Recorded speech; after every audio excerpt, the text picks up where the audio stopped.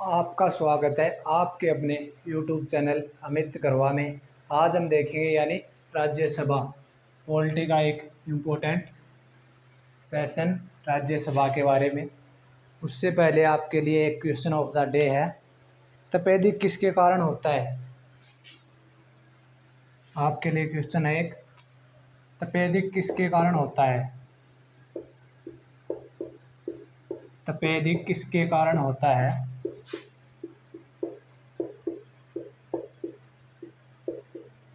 तपेदिक किसके कारण होता है।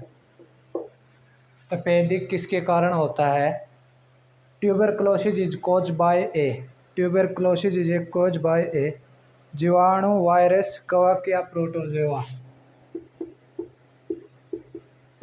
जीवाणु, वायरस, फंगस,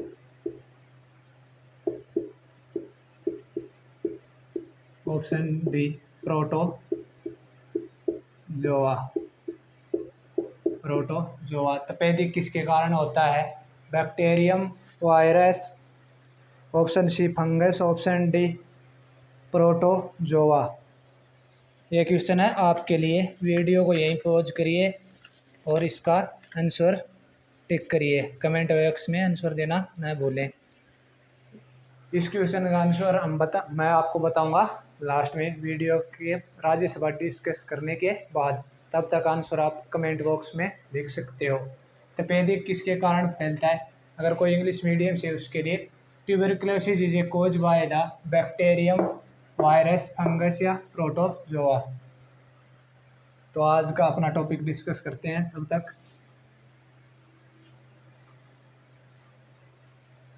राज्यसभा। राज्यसभा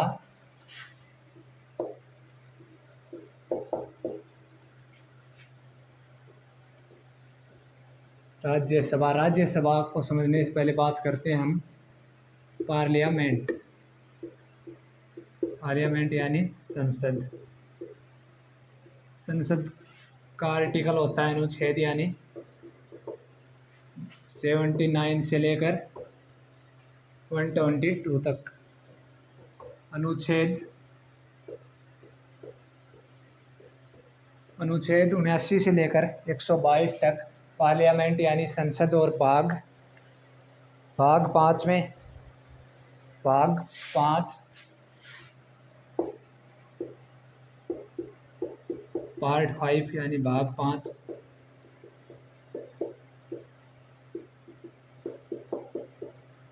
भाग 5 में। और संसद के कितने अंग होते हैं। 3 अंग, 3 ऑर्गन्स। 3 कौन कौन से होते हैं। लोकसभा, राज्यसभा और प्रेसिडेंट। लोकसभा, राज्यसभा और प्रेसिडेंट। संसद का आर्टिकल यानी 79। लोकसभा, राज्यसभा और प्रेसिडेंट। लोकसभा, राज्यसभा और प्रेसिडेंट 3 अंग होते हैं संसद के। लोकसभा, राज्यसभा और प्रेसिडेंट। राज्यसभा होती है 80 में, लोकसभा होती है अनुच्छेद 81 में और प्रेसिडेंट होता है आर्टिकल 52 यानी आर्टिकल 52 में। और इनको ये तो 3 सदन हो गए। और इन दोनों को क्या बोलते हैं। बाई लेजिस्लेचर, द्विसदनीय विधानमंडल।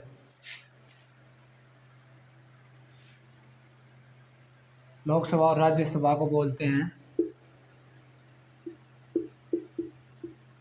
द्विसदनीय विधानमंडल।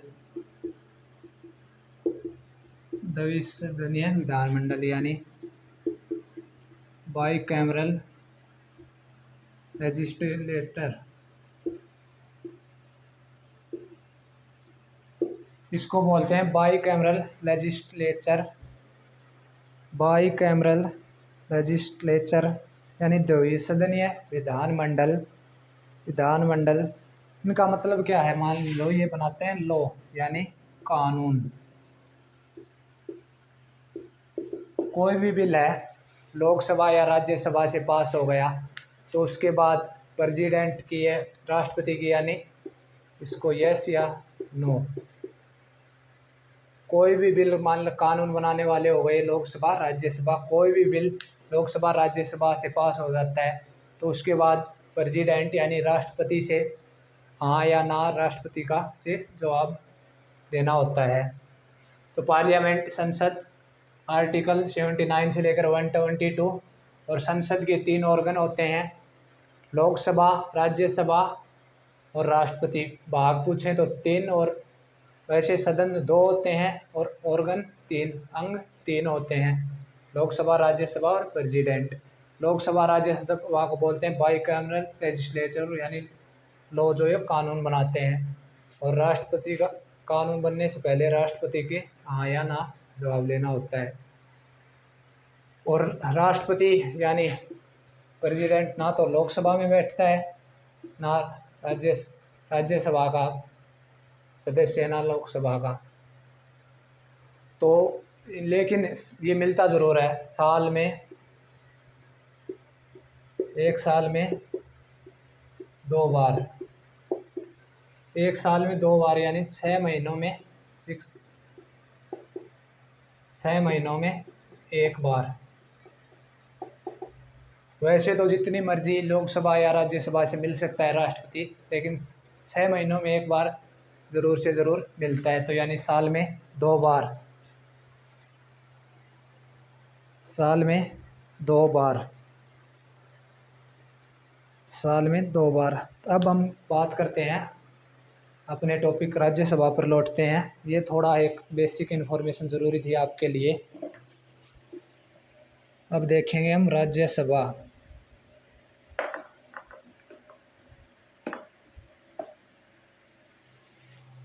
राज्यसभा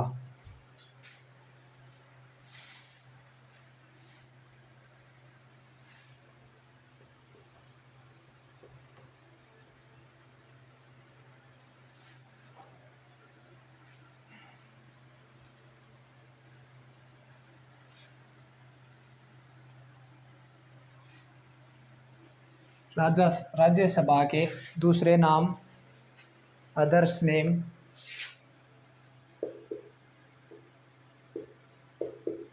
राज्यसभा के दूसरे नाम council of state, council of state, permanent house, permanent house,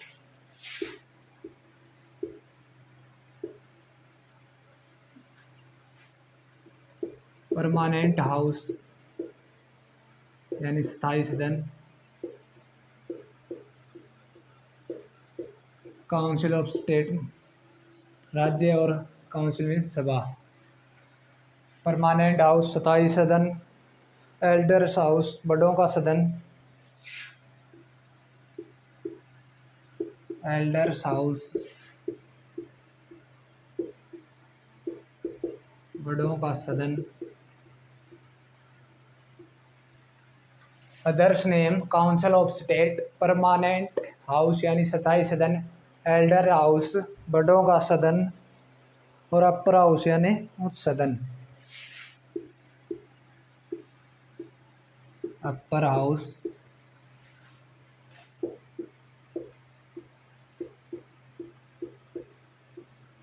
upper house उच्च सदन। अपर हाउस क्यों बोलते हैं इसको, उच्च सदन क्यों बोलते हैं, अब आपको मैं बताता हूँ इनका। और कार्यकाल 6 साल,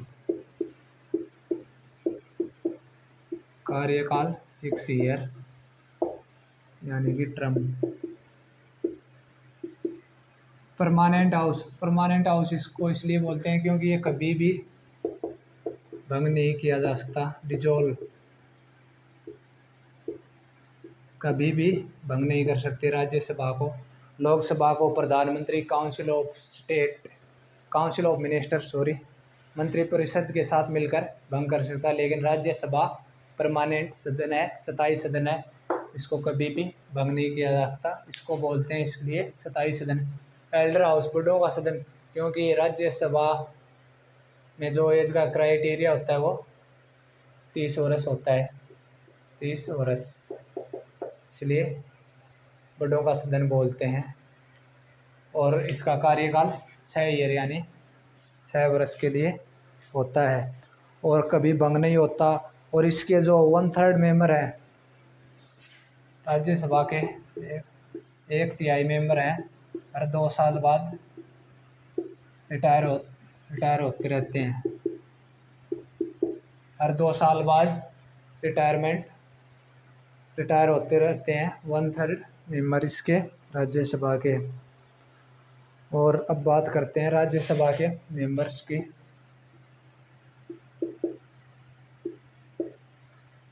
राज्यसभा के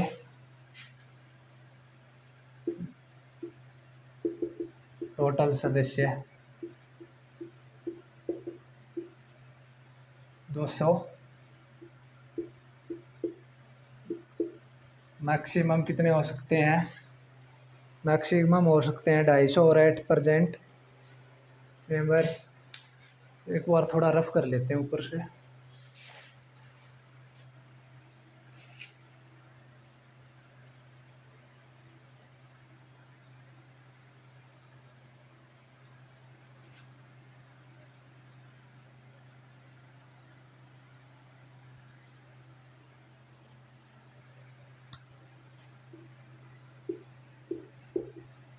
टोटल स्ट्रेंथ, कुल सदस्य,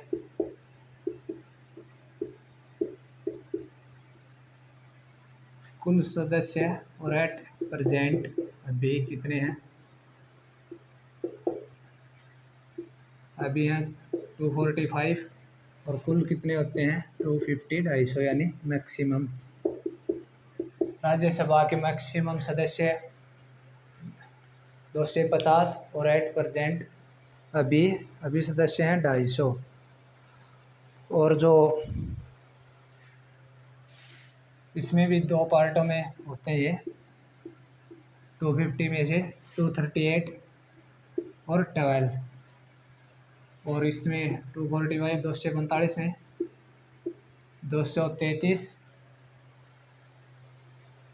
233 और 12, 233 और 12। और इसमें भी 233 में फिर 229 और 4। ये जो 229 हैं ये आते हैं राज्यों से, और जो ये 4 सदस्य हैं ये आते हैं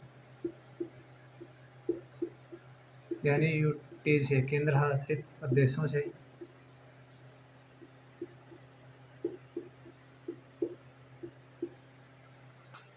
तो मैक्सिमम सदस्य कितने हो सकते हैं राज्यसभा के? 250। इसमें 250 में से 238 और 12। और अभी सदस्य कितने हैं? 245। 245 में से 233 और 12। 233 में से 229 आते हैं राज्यों से, 4 आते हैं केंद्र शासित प्रदेशों से। और 12 को कौन मनोनीत यानी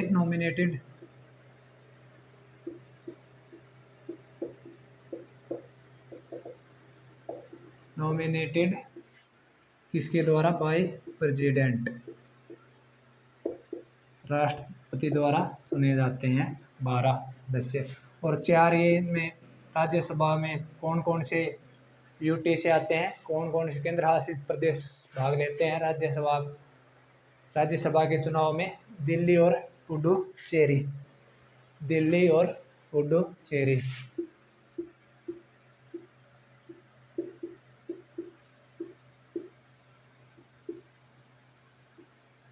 दिल्ली और पुडुचेरी। अब अभी बात करेंगे हम इसी पे फोकस करते हैं पहले अभी 245 पर। अभी सदस्य हैं 245, इसी के ऊपर बात करते हैं पहले।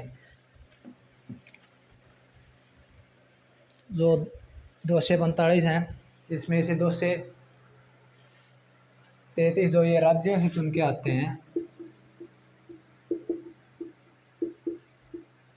राज्यों से चुन के आते हैं,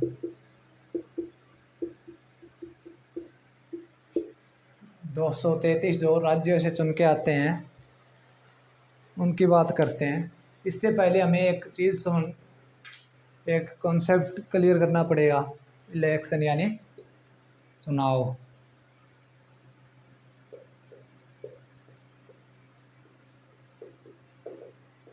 भारत में चुनाव कितने प्रकार से होता है? या तो प्रत्यक्ष, डायरेक्ट या इनडायरेक्ट।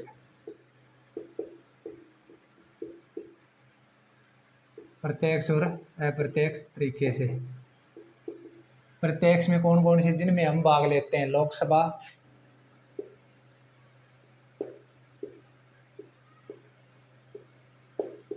प्रत्यक्ष में कौन कौन से आते हैं? लोकसभा, विधानसभा,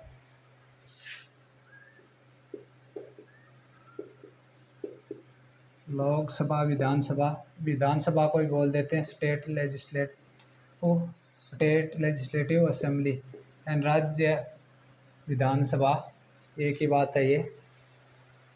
स्टेट लेजिस्लेटिव असेंबली, पंचायत व म्यूनसिपैलिटी।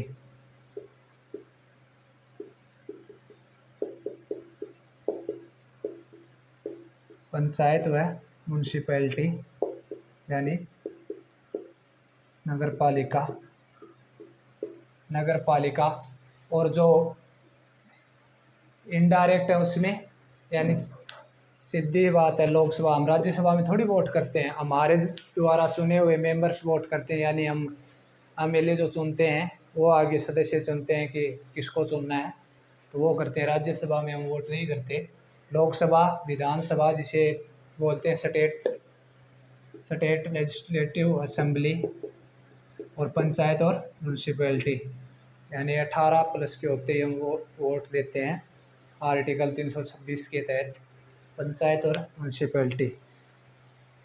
और चुने अप्रत्यक्ष में कौन कौन वोट करेंगे? चुने हुए लोग यानी इलेक्टेड मेंबर।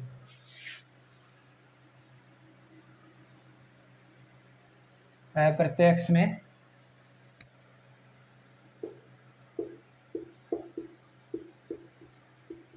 चुने हुए लोग, इलेक्टेड मेंबर्स, इलेक्टेड मेंबर। अगर इन चारों को पंचायत, म्यूनसिपैलिटी, लोकसभा जिसे बोलते हैं स्टेट लेजिस्लेटिव असेंबली, और लोकसभा, इनको छोड़कर कोई भी आता है तो वो अप्रत्यक्ष रूप में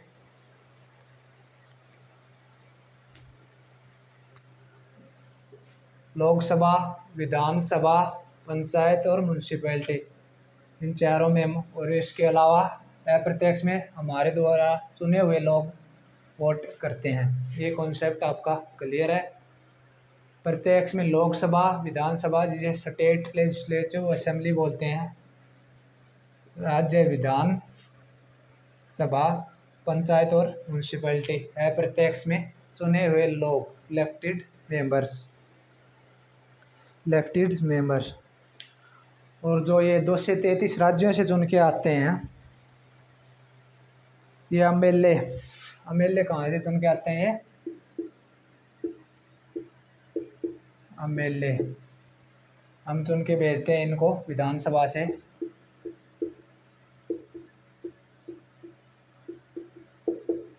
दो से 33 ये विधानसभा से एमएलए, अप्रत्यक्ष तरीके से चुने हुए लोग,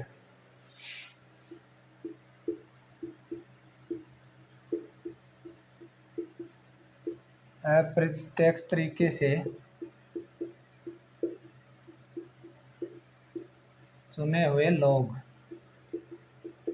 अप्रत्यक्ष तरीके से चुने हुए लोग,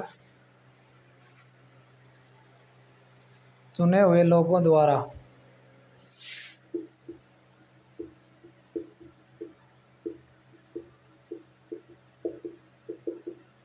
अब समझाता हूँ इसका मतलब क्या है।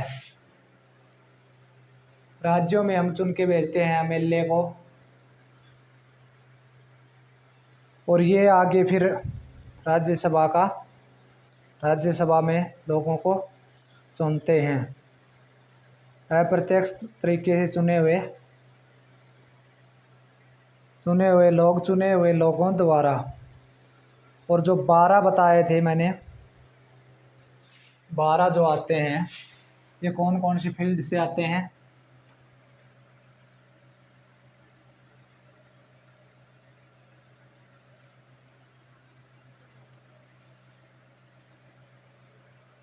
बारह जो राष्ट्रपति मनोनीत करता है, इसके लिए आप एक वर्ड याद रखिए, क्लास।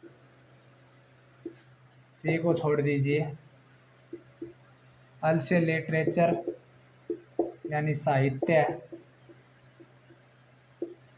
ए से आर्ट यानी कला। एस से साइंस विज्ञान। और एस से सोशल साइंस। अपनी अपनी फील्ड के ये एक्सपर्ट होते हैं। साहित्य में, आर्ट कला में, और साइंस विज्ञान और सोशल साइंस सामाजिक विज्ञान में। लिटरेचर, आर्ट, विज्ञान और social service. Social service.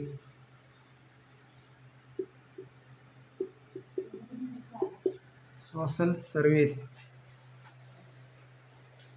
Social service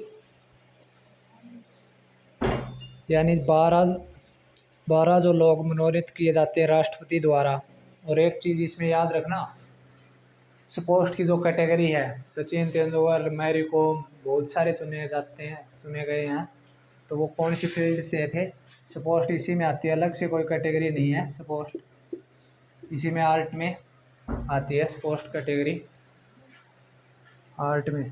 छोड़ जाऊँ मैं तुमको, ठीक से। उसके बाद आगे बढ़ते हैं, एक सेकंड।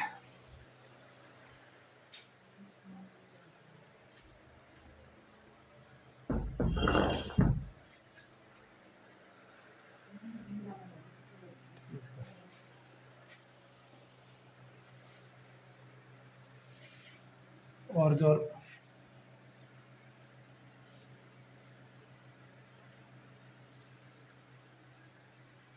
तो कौन 12 जो मनोनीत किए जाते हैं राष्ट्रपति द्वारा, वो कौन कौन से क्षेत्र से आते हैं? लिटरेचर साहित्य से, आर्ट से कला में ही है, खेल कूद, और आर्ट्स से साइंस, और social service. Social service.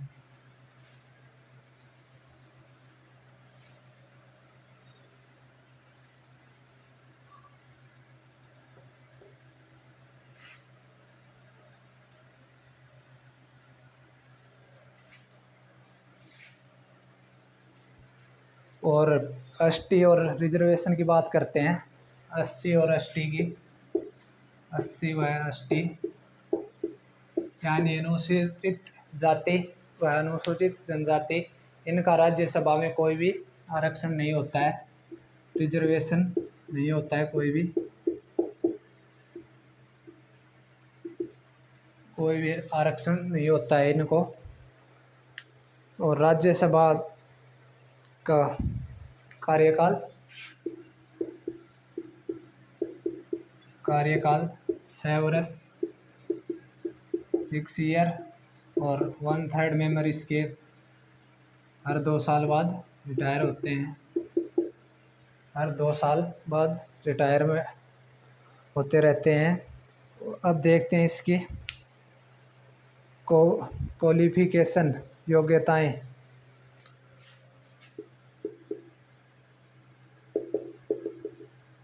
Qualification, योग्यताएं में क्या क्या होगा? Citizen of India,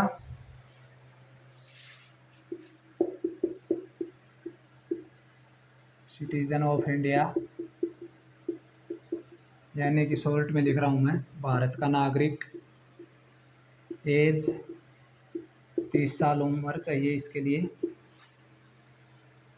as 30 years, unsound mind नहीं होना चाहिए,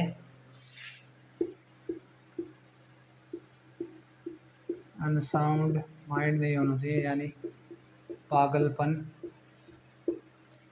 सिटीजन ऑफ इंडिया, भारत का नागरिक होना चाहिए। एज का क्राइटेरिया 30 साल होना चाहिए। अनसाउंड माइंड नहीं होना चाहिए, पागलपन नहीं होना चाहिए। बैंक क्रैप्ट या इंसॉल्वेंट नहीं होना चाहिए।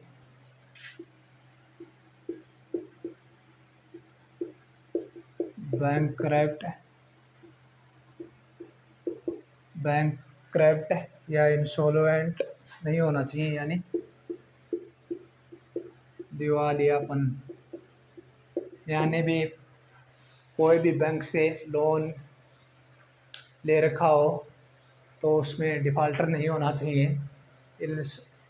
बैंक क्रैप्ट या इंसॉल्वेंट नहीं होना चाहिए। और प्रॉफिट ऑफिस ऑफ प्रॉफिट यानी लाभ का पद, ऑफिस ऑफ प्रॉफिट लाभ का पद। कहने का मतलब ये है, दो सरकारी जॉब है, मतलब राज्यसभा का मेंबर भी है और कहीं और गवर्नमेंट जॉब भी कर रहा है तो वो नहीं चलेगा। लाभ का पद कोई भी दूसरी जगह राज्यसभा का मेंबर होने के लिए दूसरी जगह जॉब कर रहा हो तो वो नहीं चलेगा।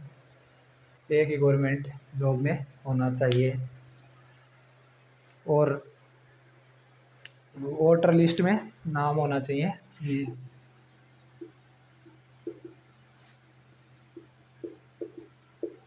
वोटर लिस्ट में नाम होना चाहिए। मतलब पहले जो मनमोहन सिंह जी थे वो हैं तो वैसे पंजाब से, लेकिन वो असम की वोटर लिस्ट में उनका नाम है तो असम से चुने जाते थे राज्यसभा सदस्य हो इसी प्रकार। और मान लो कोई पहले तो मतलब जो फॉरम इलेक्शन कमीशन ऑफ इंडिया यानी निर्वाचन आयोग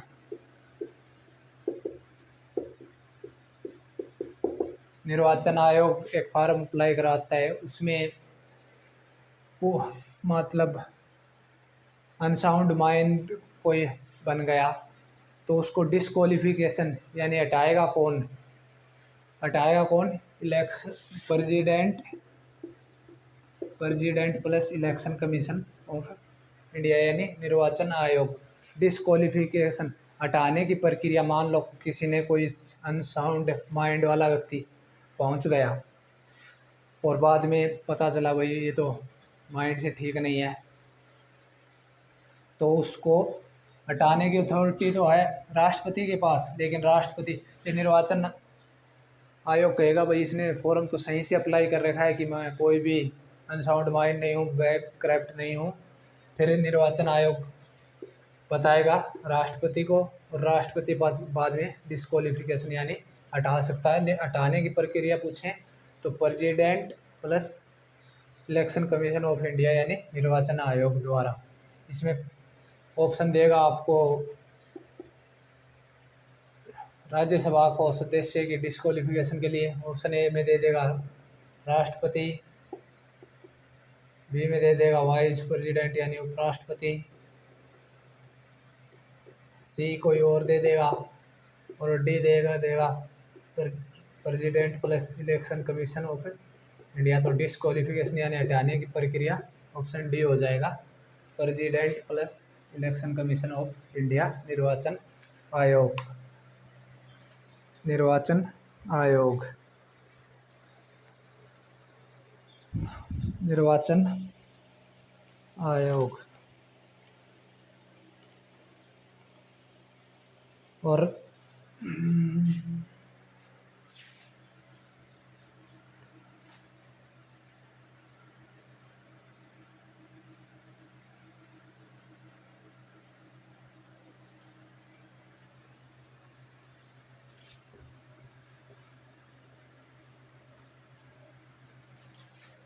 और जो एट प्रेजेंट जो 245 सदस्य हैं,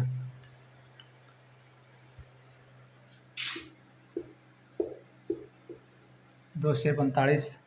जैसे क्लास में भी तो एक कोई भी हम चुनते थे, जो मॉनिटर होता था, मॉनिटर वही क्लास को देखेगा, ये टीचर की गैर हाजिरी में या कुछ भी और अतिरिक्त कोई भी काम होता है। तो वैसे ही एक राज्यसभा का चेयरमैन बोल सकते हैं या आप चेयरपर्सन, चेयरमैन या चेयरपर्सन बोल सकते हैं।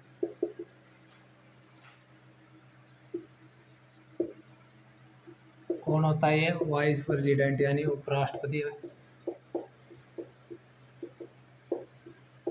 उपराष्ट्रपति राज्यसभा का chairperson, vice president, vice president यानी उपराष्ट्रपति।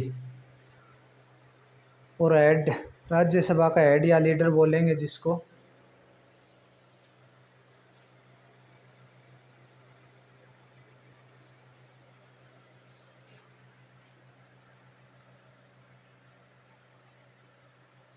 एक सेकंड, थोड़ा इंक डाल लेते हैं।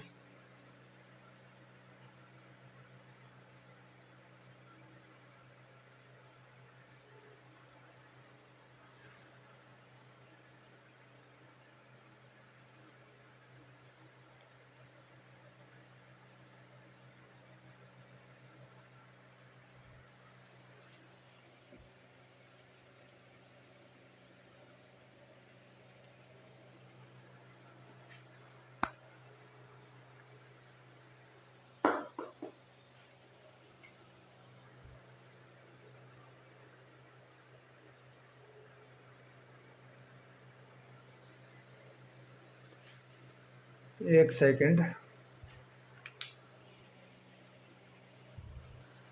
मान लो ये तो हो गया चेयरपर्सन। और एक जो 245 मेंबर हैं, इनका भी तो कोई ऐड होगा, इनका भी एक ऐड यानी लीडर होगा। लीडर होगा तो वो जो मेजॉरिटी में कौन है अभी बहुमत में, बहुमत में है बीजेपी। तो इनका लीडर कौन है बीजेपी का? पीयूष गोयल। पीयूष गोयल, पीयूष गोयल ये हमेशा मिनिस्टर होगा यानी मंत्री होगा। हमेशा जो मंत्री है वो होगा हेड यानी लीडर। इन 245 का एक लीडर होगा, हेड वो है अभी पीयूष गोयल, क्योंकि बहुमत में बीजेपी पार्टी है तो वो। और जो वाइस प्रेसिडेंट, उपराष्ट्रपति हमेशा चेयरपर्सन या चेयरमैन बोल सकते हो आप राज्यसभा का, वो होगा। और ये जो है इसको कौन चुनता है? ये हेड या लीडर को, इसको प्राइम मिनिस्टर मनोनीत करता है, नॉमिनेटेड। हेड या जो लीडर होगा राज्यसभा का उसको। और वाइस प्रेसिडेंट तो राज्यसभा का मेंबर नहीं है, राज्यसभा का मेंबर नहीं है। और इसी प्रकार एक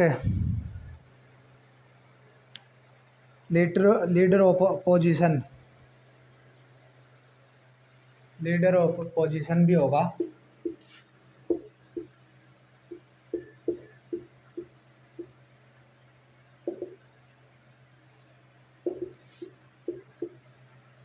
लीडर ऑफ अपोजिशन यानी इसको कम से कम 1/10 तो बहुमत चाहिए। तो 245 सीटें होती हैं राज्यसभा में, तो मान लेते हैं हम 25, 30, 35, 40। तो जिसका सीटें ज़्यादा होंगी, 25 तो मैक्सिमम चाहिए 1/10। तो इस पार्टी का मान लो 40 वाले का लीडर ऑफ अपोजिशन विपरीत पार्टी का लीडर होगा। तो ये अभी कौन है? मल्लिकार्जुन खड़गे, मल्लिकार्जुन खड़गे अभी हैं ये लीडर ऑफ अपोजिशन मल्लिकार्जुन खड़गे, और ये लीडर ऑफ अपोजिशन पहले नहीं था, 1977 से स्टार्ट हुआ है। 1977 से ये एक विपरीत पार्टी का अपोजिशन हेड होगा वो। उसके बाद बात करते हैं, हम आगे बढ़ते हैं, पावर्स की बात करते हैं, यानी शक्तियाँ। राज्यसभा की पावर, शक्तियाँ।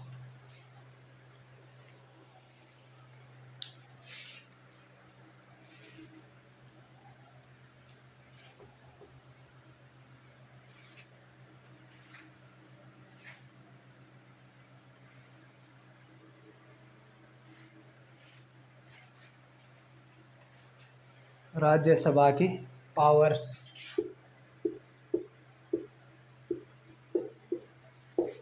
पावर यानी शक्तियाँ। क्या क्या शक्तियाँ होती हैं राज्यसभा के पास? अखिल भारतीय सेवाएं, all India service.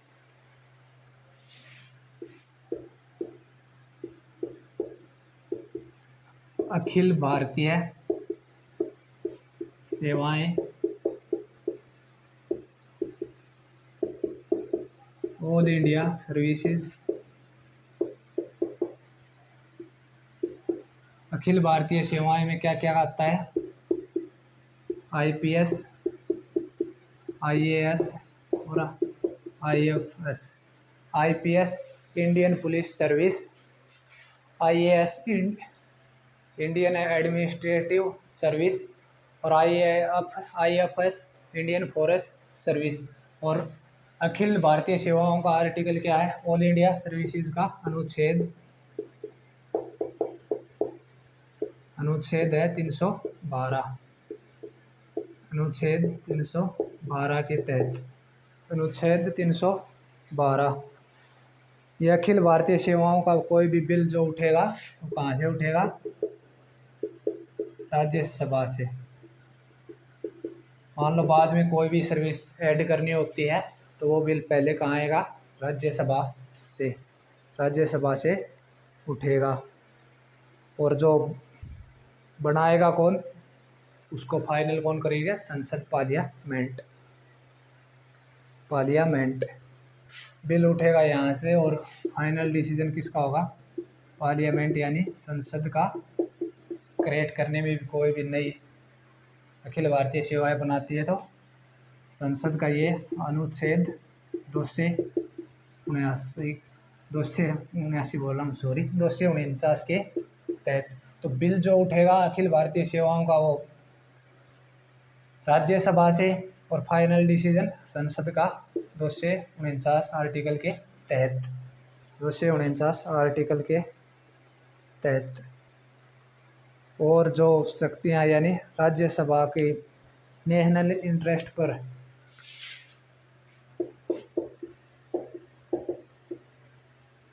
National interest यानी राज्य के हित में कोई भी कानून बनाना हो तो, नेशनल इंटरेस्ट पर कोई भी कानून बनाना हो राज्यसभा राष्ट्र हित में, तो 2/3 सदस्य की मेजॉरिटी चाहिए। 2/3 की 245 में, मतलब राज्यसभा को लगे कि ये कानून बनना चाहिए, राज्य के लिए ज़रूरी हो सकता है, तो वो राज्य के हित में, तो 2/3 मेजॉरिटी चाहिए 245 में से।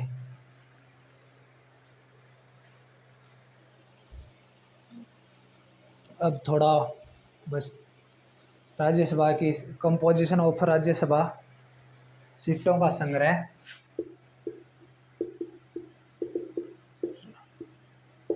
राज्यसभा की सीटों का संग्रह यानी कंपोजिशन ऑफ राज्यसभा, आर्टिकल 80 के तहत, आर्टिकल 80 के तहत। और अनुसूची शेड्यूल 4 में, अनुसूची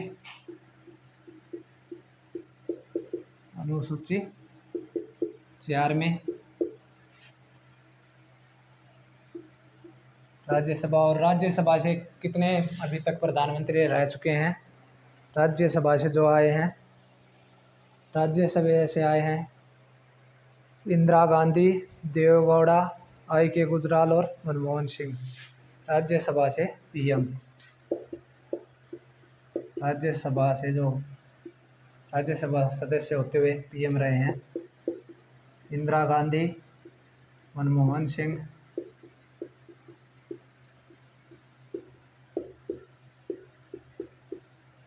आई के गुजराल। इंदिरा गांधी, मनमोहन सिंह, आई के गुजराल और HD Deve Gowda. HD Deve Gowda, HD Deve Gowda. और सबसे ज़्यादा राज्यसभा की सीटें कहाँ हैं? सोचो एक बार, कौन से राज्य में हो सकती हैं सबसे ज़्यादा राज्यसभा की सीटें कहाँ हैं? उत्तर प्रदेश में। उत्तर प्रदेश में कितनी है? 31। और सबसे कम तो फिर 8 राज्य में 7 तो नॉर्थ ईस्ट के। सबसे ज़्यादा राज्यसभा की सीटें उत्तर प्रदेश में 31 और सबसे कम 1 सीट है। 8 राज्य और 1 केंद्र शासित प्रदेश में। सबसे कम सीट है 8 राज्य,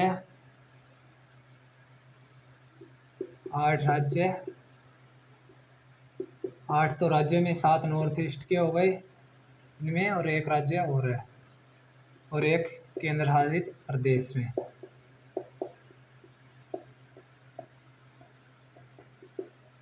एक केंद्र शासित प्रदेश में 7 सिस्टर। इसमें एक केंद्र शासित प्रदेश तो हो गया पुडुचेरी, और 7 सिस्टर में यानी नॉर्थ ईस्ट के राज्य हो गए त्रिपुरा, अरुणाचल प्रदेश, मेघालय, मणिपुर, मिजोरम, नागालैंड और सिक्किम। आप याद रख सकते हो इसको तमन्ना वर्ड से।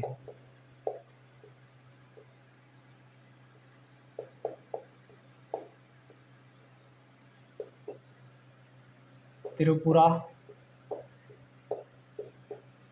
ए से अरुणाचल प्रदेश, हम से मणिपुर,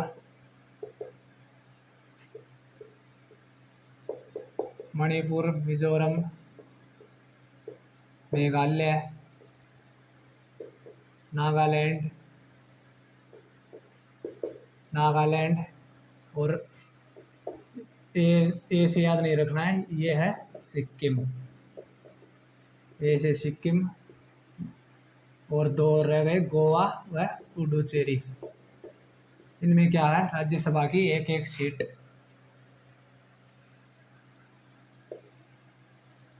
8 राज्य और 1 केंद्र शासित प्रदेश। 8 राज्य और 1 केंद्र शासित प्रदेश हो गया। तमन्ना वर्ड से याद रखना त्रिपुरा, अरुणाचल प्रदेश, मणिपुर, मिजोरम, मेघालय, नागालैंड, और यहाँ हो जाएगा सिक्किम, गोवा और पुडुचेरी। तो सबसे ज़्यादा सीट पूछें तो यूपी में कितनी है? यूपी में है 31 यानी सबसे ज़्यादा। और सबसे कम कहाँ है?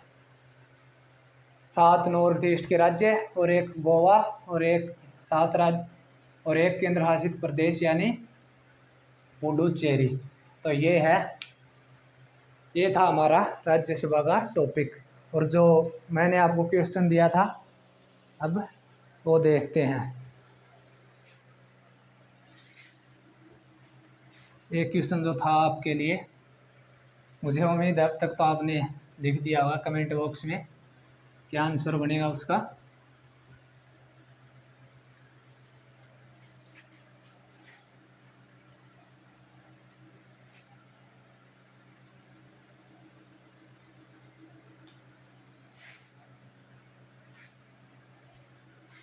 क्वेश्चन था हमारा, तपेदिक किसके कारण होता है? Tuberculosis cause by a.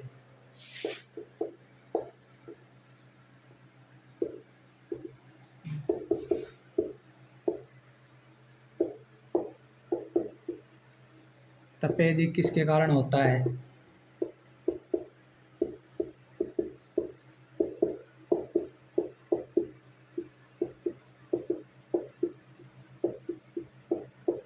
Tuberculosis is cause bye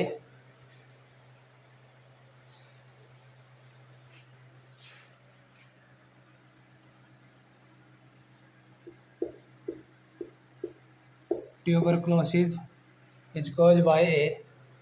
तपेदिक किसके कारण होता है? बैक्टीरिया, वायरस, बैक्टीरियम,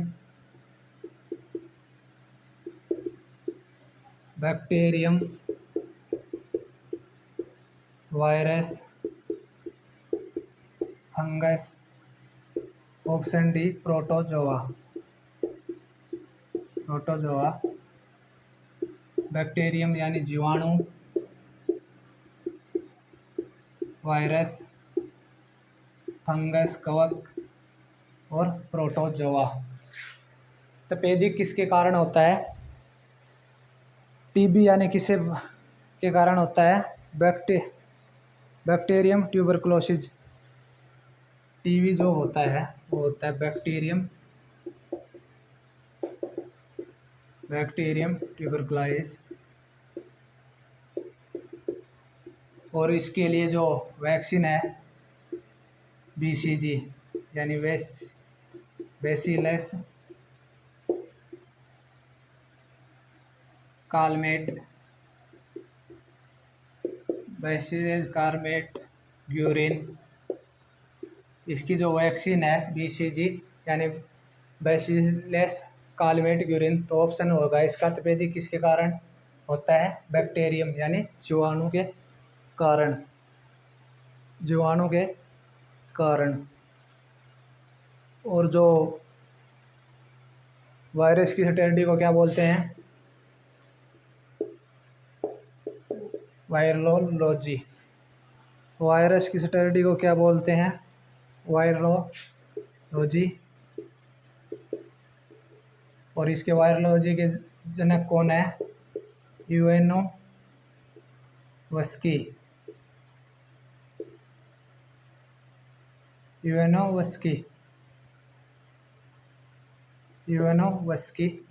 वायरोलॉजी के जनक हैं। और फंगस की स्टडी को क्या बोलते हैं? माइकोलॉजी। और कौन सा फंगस हम खा सकते हैं? मशरूम। एडिबल फंगस कौन सा है? मशरूम। फंगस की स्टडी को क्या बोलते हैं? माइकोलॉजी। और जो कई बार जो ये एनिमल्स का हम दूध पीते हैं उनसे भी टीबी हो जाता है। टीबी यानी जो दूध देने वाले एनिमल्स हैं, बोइन्स एनिमल। तो इसीलिए कहते हैं दूध को पास्चराइजेशन ऑफ मिल्क, यानी जो लुईस पास्चर ने दिया था हमें कि दूध को उबालने से दूध में बैक्टीरिया ख़त्म हो जाते हैं, पास्चराइजेशन ऑफ मिल्क। तो उसके लिए क्या क्या था? एक कितने मैक्सिमम और मिनिमम। तो 62.8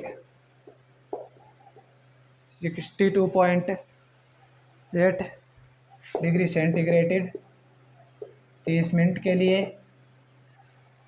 और जो था 71.7 डिग्री सेल्सियस 15 सेकंड के लिए।